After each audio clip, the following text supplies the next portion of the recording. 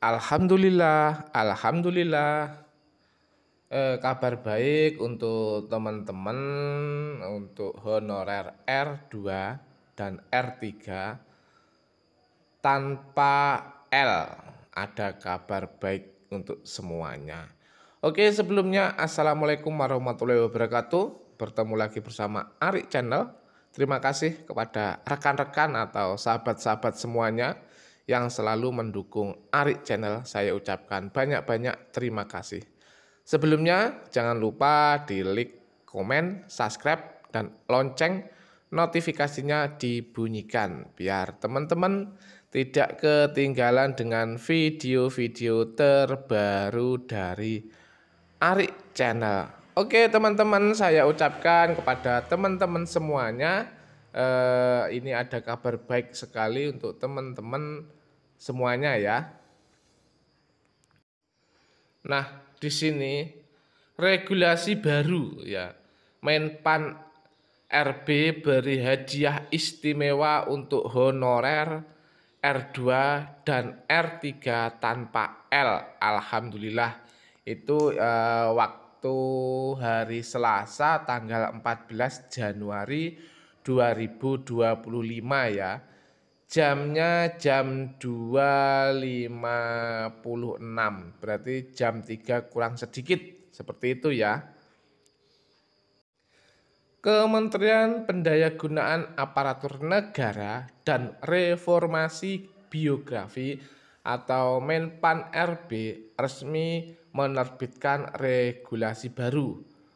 Regulasi yang akan menjadi hadiah istimewa bagi honorer R2 dan R3 tanpa L ya. Hal ini juga menjadi komitmen besar pemerintah dalam penyelesaian masalah honorer. Seperti disampaikan Menteri Rini Widiatini dalam sesi rapat koordinasi percepatan penataan non-ASN tahun 2024 hari ini. Sudah menjadi komitmen ya pemerintah bersama legislatif untuk menyelesaikan ini. Kata Rini dikutip klip pendidikan IDHUB itu ya. Itu pada tanggal 14 Januari 2025.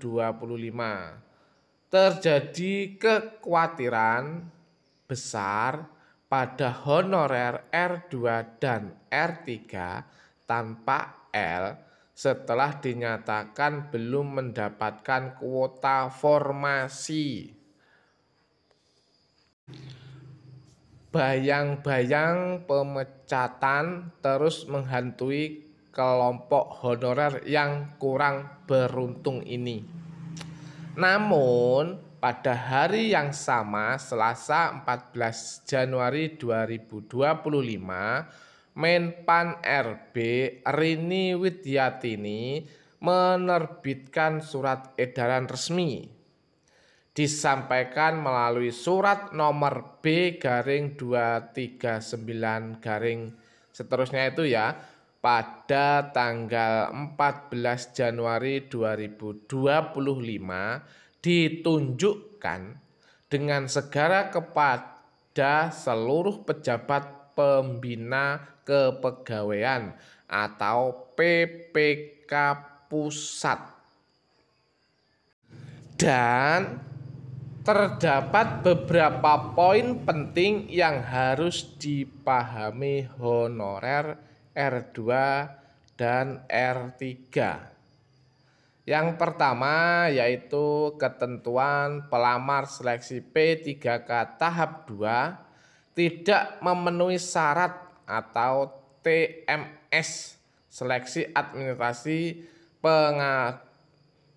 pengangkatan P3K tahap 1. Tidak memenuhi syarat TMS seleksi administrasi pengadaan CPNS, belum melamar seleksi pengadaan ASN baik CPNS maupun P3K tahap 1, memenuhi syarat MS seleksi administrasi namun tidak mengikuti seleksi kompetensi pengadaan P3K tahap 1.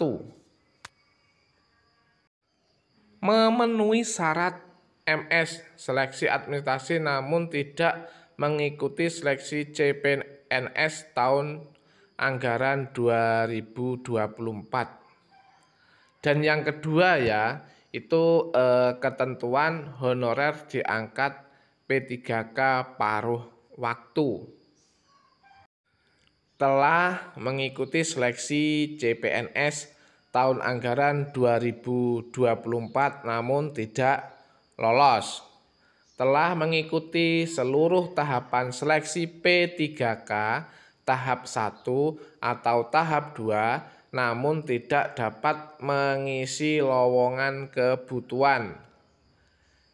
Terus itu yang ketiga ya. Yang ketiga itu pengusulan P3K paruh waktu menjadi P3K penuh waktu. Instansi pemerintah itu dapat mengusulkan pengangkatan P3K paruh waktu menjadi P3K penuh waktu. Instansi pemerintah mempertimbangkan ketersediaan anggaran dan hasil penilaian atau evaluasi kinerja. Mendapatkan persetujuan pengangkatan atau penetapan kebutuhan dari Menpan RB. Nah, itulah hadiah istimewa untuk honorer R2 dan R3 tanpa L. Dalam regulasi baru dari Kemenpan RB, itu peluang menjadi P3K penuh waktu telah ditetapkan mekanismenya ya. Itu sudah ditetapkan. Jadi untuk teman-teman yang mempunyai kode R2 dan R3 tanpa L itu mempunyai kado istimewa itu ya. Jadi untuk teman-teman itu ndak usah bingung atau gimana karena di situ sudah dinyatakan ya kalau kode R2 dan R3 itu diangkat P3K seperti itu ya. Jadi untuk teman-teman itu sudah sangat-sangat aman posisinya. Begitu. Nah, di sini kan pasti banyak yang tanya kan. Lantas kapan skema pengangkatan jadi P3K penuh waktu dilakukan? Nah, di sini itu ya PLT Deputi Bidang SDM Aparatur Kemenpan RB Aba Subagja menyampaikan bahwa ada masa kontrak kerja selama 1 tahun dulu yang harus dijalani.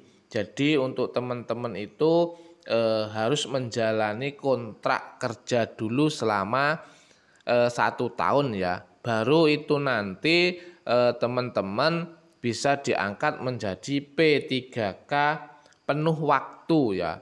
Nah awalnya kan teman-teman itu dikontrak menjadi paruh waktu. Nah selama 1 tahun itu nanti teman-teman bisa dikontrak menjadi penuh waktu seperti itu ya. Nah itu ya teman-teman ada masa perjanjian kerja ditetapkan 1 tahun itu yang dituangkan di dalam perjanjian kerja kata Aba Subagja. Jadi atau jika dalam 1 tahun kontrak dinilai memiliki hasil evaluasi kinerja yang baik maka bisa diusulkan menjadi P3K penuh waktu. Nah, jadi di sini teman-teman itu selama 1 tahun dilihat kinerjanya ya. Dilihat kinerjanya itu bagus atau tidak, atau bisa dijadikan P3K penuh waktu seperti itu.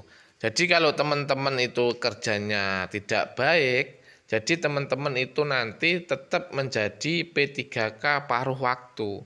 Karena kerjanya teman-teman itu dinilai dari kepala instansi atau kepala daerah itu kurang baik. Jadi tidak berani mengangkat penuh waktu. Jadi bisanya cuma paruh waktu.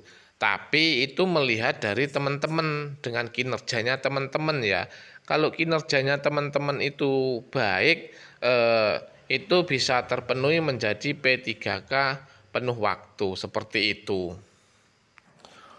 Ya itu ya teman-teman, mudah-mudahan berita ini atau video ini bermanfaat bagi teman-teman semuanya dan teman-teman sudah mempunyai gambaran masing-masing.